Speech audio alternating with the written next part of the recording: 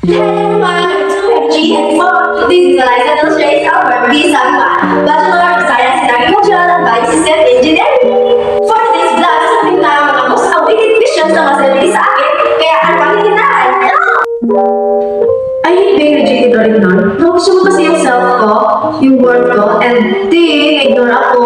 Oh my God, losing my family.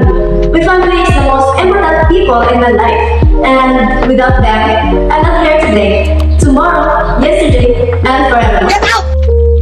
As a student, sayo nila, maipasa mo lang lahat ng mga subjects, lalo na pinahihirapan mo yun, pinagpapaguran mo, and bonus na lang yung kaibigan mo.